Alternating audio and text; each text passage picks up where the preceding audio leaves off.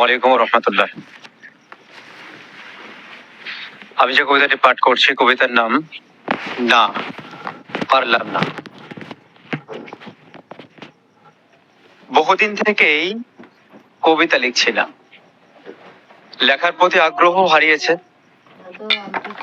জানালার কার্নিশের ধারে আনমনে বসে রয়েছি, হঠাৎ মনের ভেতর একটা ইচ্ছে প্রবল ভাবে উদয় হলো কবিতা লেখার।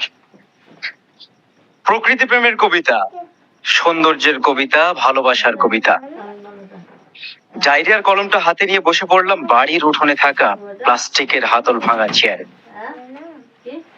অনেক চেষ্টা করলাম সুন্দর কল্পনাগুলোই টেনে হিচড়ে বের করে ছন্দের আলপনা দেওয়ার। না, কিছুতেই পারলাম না। আঁখি পল্লবে বারবার ভেসে উঠল কৃষক আন্দোলনের সেই মরমের চিত্র। তাদের ছত্রভঙ্গ করার নেশায় পুলিশের দল মরিয়া খেপা ষাঁড়ের মতো দুরন্ত গতিতে ধেয়ে যাচ্ছে বারবার কৃষকদের পানে। না, পারলাম না একটি লাইনও লিখতে প্রকৃতির সানে।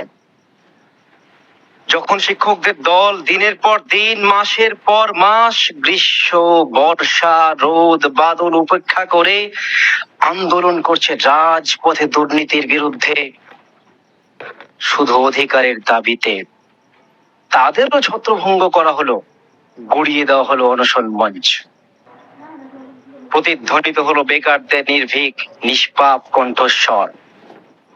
রক্ত দিতে রাজি অধিকার নহে। না, পারলাম না একটি লাইনও লিখতে সৌন্দর্যের সানে। চোখ বন্ধ করলে স্মৃতির দর্পণে ভেসে উঠছে হাজারো আসিফার বুভুক্ষ আর্তনাদ।